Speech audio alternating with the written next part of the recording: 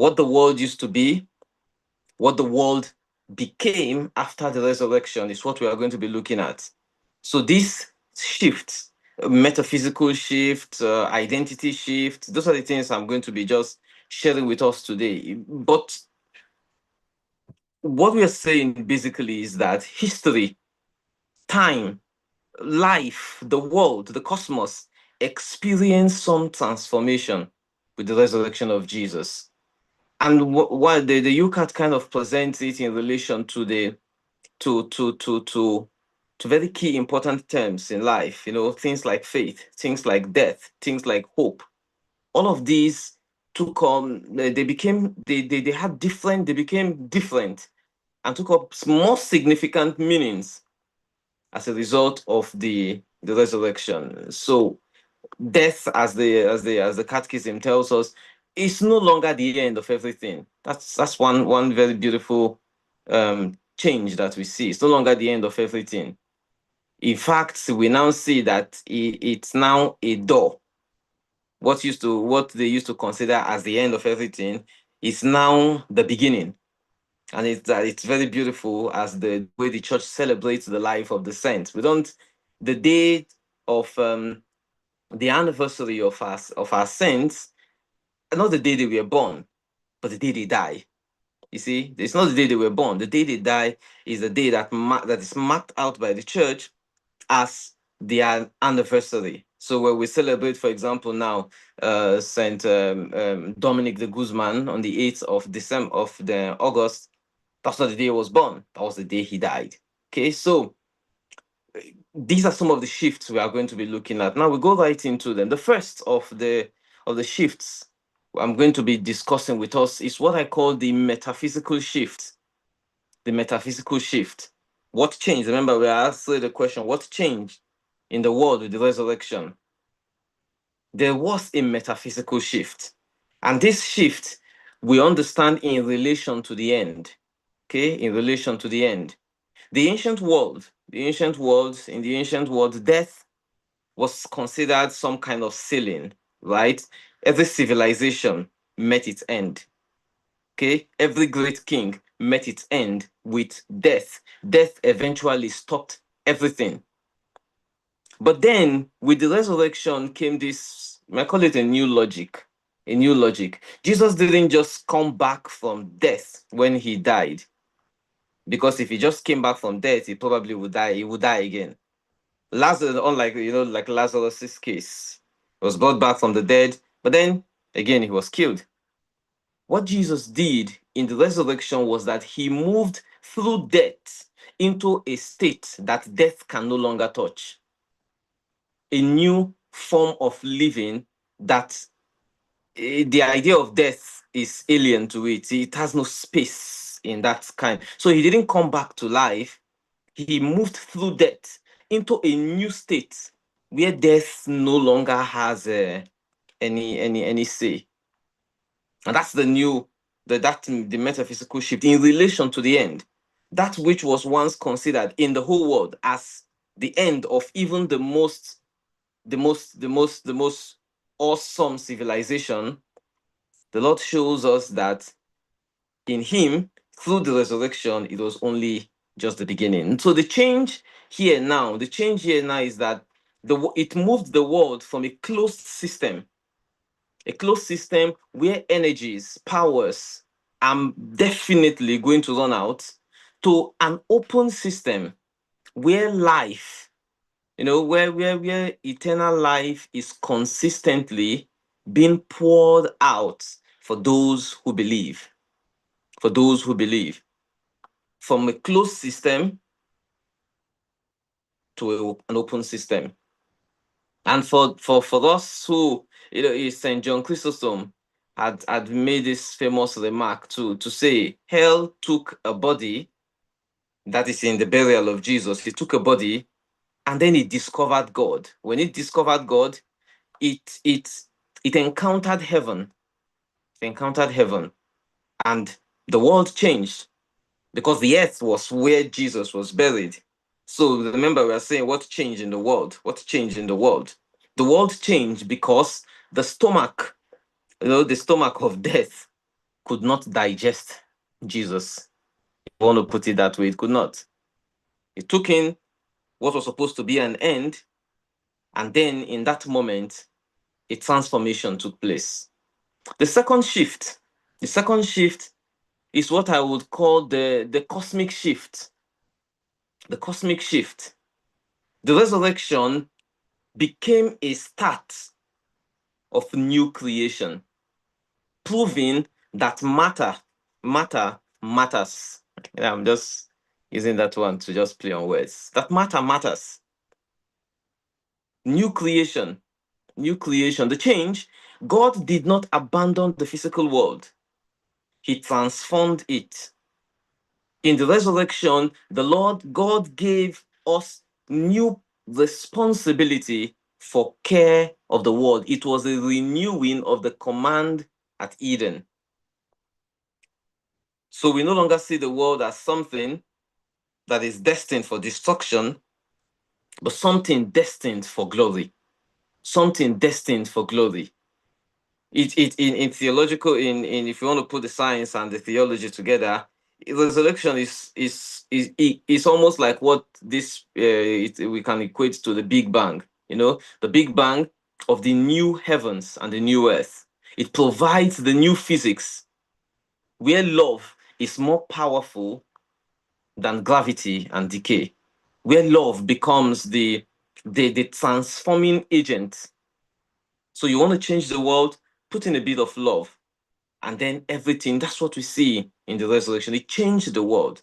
On the cross, as he died, he said, Father, forgive them. They do not know what they are doing. And after rising from the dead, appeared to his disciples many times. And in fact, the story of the guys on their way to Emmaus, if I were Jesus, I would be pissed. I'd be like, upon all the information I've given you guys, this is how you want to end it. But in those moments, the Lord still poured out love. And that changed the world. And the disciples lived it. Although Christianity post-resurrection suffered so much persecution, the love that was consistently being poured out was renewing creation. It created this cosmic shift that people would look at them not knowing what to do to them, because you punish them, they are all smiles. You limit their movement, they are all smiles. They just kept on pouring love into the world. And that changed the world.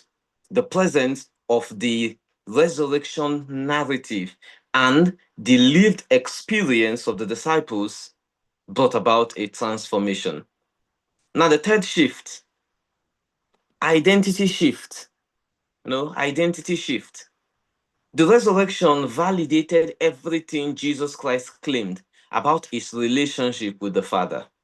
It validated everything. According to the Catechism of the Catholic Church, the resurrection is the justification that brings us into adoption.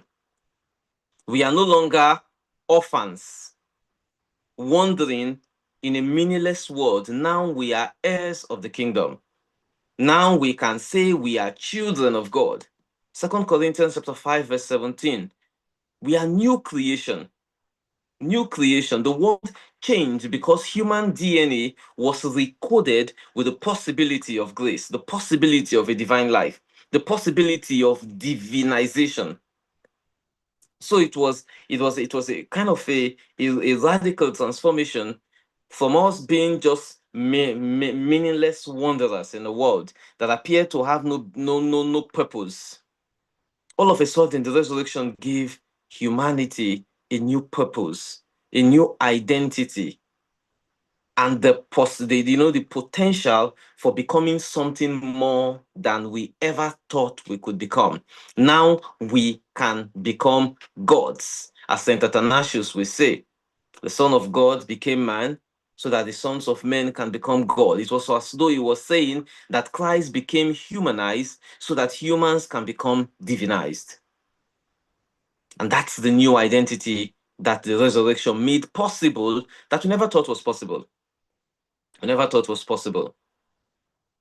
Now, the fourth of this shift, we can call it the biological shift. The biological shift. And it's related to that metaphysical shift. The difference here is that we find in Paul's first letter to the Corinthians, chapter 15, verse 55, death, where is your victory? Death, where is your sting? The newness of the world lies in the fact that the biological end is no longer the ontological end. So when we die, though the physical body ends in decay, the soul still, it's like a liberation for the soul. It's like a liberation for the soul. So that resurrection now, death is no longer a wall. It's no longer absolute finality that render all human efforts fruitless. So it's almost as if from what you put in through your in the biological life, you gain more, such that even when the biological life ends in decay, there is meaning after. The way I think about it, the final absolute finality as it concerns human efforts outside the resurrection, that's why St. Paul will say that we will be the most unfortunate of people if Christ has not been raised from the dead, because all our efforts, try to be good, try to be nice, try to do this, try to do that, try to do everything you want to do, if Christ has not been raised, all would have been for nothing. But now, human efforts, and that's why we still argue the whole notion of justification, sola gracia, as proposed by, and then the effect of work, not that the work is what merits us for salvation. No, is that now it actually has purpose, it actually has meaning. It's no longer just a futile endeavor that we do, running around in the world and doing nothing. No. What we now do, or what we do with our biological life, now matters. It now matters. It can now create something really, really beautiful for us, even when the biological life comes to an end. And so for young persons, as I reflect on this, as we apply it to our own lives, it means that no ending is really the end, except the one that Jesus talked about. Fear him rather who can destroy both body and soul in hell. Otherwise, no ending is really the end. A breakup, a bad relationship, a failed exam, the loss of a dear one, very, very difficult moments. But if you look at it through the lens of the resurrection, you see that there is still, there's still something to look forward to. There's still something to look forward to. And that's the fourth point as it concerns the shift that we are looking at. Now the fifth one, what changed in the world with the resurrection? The fifth one, the moral shift. A moral shift took place. The power of forgiveness. The power of forgiveness. Before the resurrection, justice was often seen as an eye for an eye. Jesus Christ, in the antithetical teachings in Matthew, you have heard it was said, but now I say to you. You have heard it was said, but now I say to you. Before Christ, it was an eye for an eye. I know, and everybody is cool. If you were to kill or be defeated, that was the final verdict for your life, basically. So you remove an eye, bring your eye. But with Jesus, with the resurrection, came a change. What's the change? The resurrection is God's no to human violence and yes, to the victim who is going to be slain or who was slain for us. So Christ took upon himself all the yoke, all the, it became our liberation. It became our forgiveness. It proves that the loser in the eye of the world, that is the crucified Christ, can be the winner in the eyes of Christ. And so even you, even me, when we are offended, when we feel broken, we may appear to be the losers before men, but through the resurrection, through this moral shift, We can transform that moment of aggression, that moment of pain, that moment of antagonism. We can transform it to a moment of transformation and love. The resurrection made all that possible. That we no longer now have to pay back in the same coin to feel peace or justice, but that now we can even be hit on both sides of the cheek and we will still find joy. Jesus made all that possible. Now, the result of this change, as it concerns the moral shift, is that there's kind of an introduction of a new power into the world. A new power, the power of unconditional forgiveness. We talked about the apostles earlier. Today, in the first reading, we read about Stephen. We read about Stephen. He was being stoned. And he looked and then he said, Father, forgive them. They do not know what they have done. Some theologians have speculated. Of course, Paul was there, or Saul, as it were. Some theologians, although it's not, but of course, it's one of the things you do, speculated that that moment made a significant impact in the life of the young man called Saul. That when he eventually encountered Jesus later on his way to Damascus, the Stephen experience became very real to him. It became very real to him. That power of forgiveness was still there in his heart. It was there. The fruit of it was manifested in that moment of the Damascus experience. So when you sow in love, it may appear as though it's not being appreciated. It may appear as though it's not, but in the power of the resurrection, shifts are taking place, and the world has experienced so much. Mother Teresa of Calcutta, she's a woman of our time, so that we don't go back to begin to call saints that we never heard of. She's a woman of our time, and we know how much she transformed the world by just putting in forgiveness, putting in love, putting in care, and that's it. That's it. So this new power that has been introduced into the world is as a result of this power of forgiveness. Because Christ rose despite being betrayed and killed, we now know that love is objectively more powerful than hate. We know. We now know that forgiveness is more powerful than malice, keeping scores, and looking forward to payback. We know, now we know. This is the foundation of Catholic social teaching and the culture of life. The culture of life that the church carries on its head that frustrates many people. This is where it was born, the foundation of it.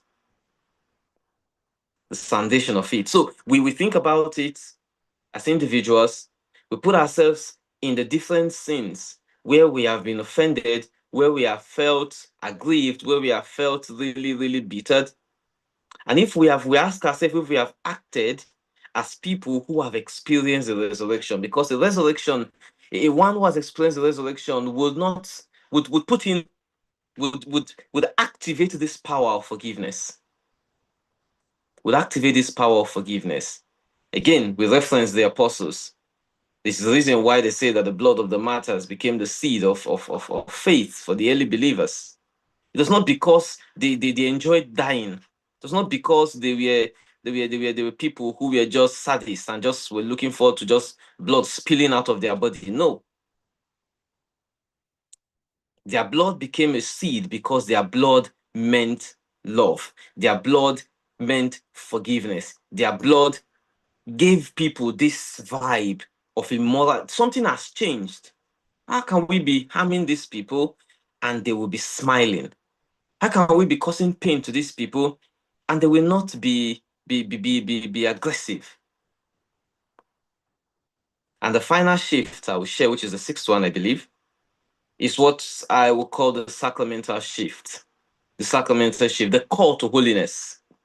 The call to holiness. Some ancient philosophers thought that the spirit was good, but matter, that is the body, was a prison for the spirit. Those who did a bit of philosophy would have encountered this sort of people. In fact, the founder of the Dominicans, Saint Dominic de Guzman, had to deal with this question with the Albigensians, who felt that matter was evil. who felt that procreation was a necessary evil, who felt that anything that has to do with this was off the table. But in this moment, in the resurrection experience, the world is now being, it's been reoriented, but being taught again that that's not the no. The fall caused this misunderstanding, but there is a renewal that has taken place in the resurrection. When Jesus rose with a glorified body, he forever changed the status of the physical world. He sacramentalized the world, if you want to put it that way. He made it holy. He made it holy. As we read in in CCC 645, the body, the body of Jesus after the resurrection was not a ghost. He challenged the disciples many times: touch me, feel me, give me something to eat. This means that the world, nature, our body, the bread, the wine, the water, is now vehicle for the divine. They are now access through which God can reach us. That's the sacramentalization we're talking about. He made these things holy. He made them holy. The bread, the wine, the water, everything that we use to become divinized. The resurrection made that possible. For in baptism, when water is poured over our heads, we moved from becoming mere creatures.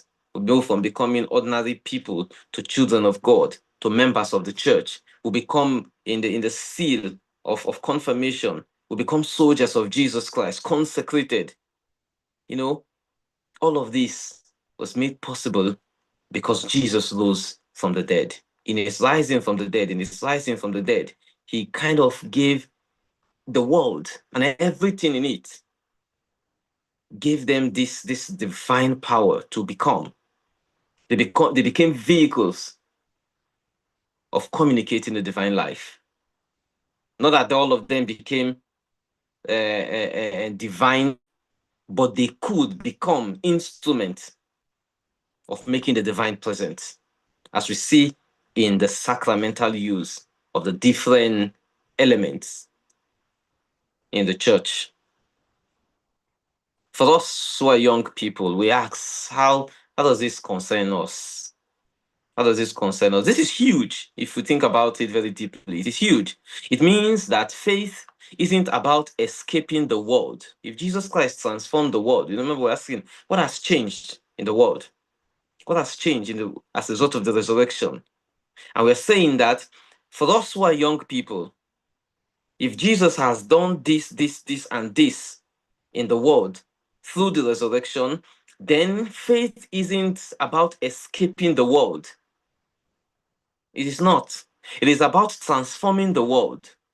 It isn't about escaping the body. It is about using the body the right way, so that we don't run away, we try to escape the world, It's no longer it's, um, all the experience of, I don't, no, you have to be in there. That's why we're young people. Be there. One of my a place that I used to know would say that if he sees you as a young person always hiding out in the church, he would chase you out. At some point, he would tell you, go into the world there. That's where you have to witness. You don't escape from it. You don't escape from it. In conclusion, my dear friends, the world changed. In the resurrection, the world changed because hope became a fact rather than a feeling. To live as a resurrection person means that, one, we live without this paralysis that comes from a false notion of what we think the world is. We don't have to fear making mistakes in the world, because we serve God who is able to transform even our human frailty, even our most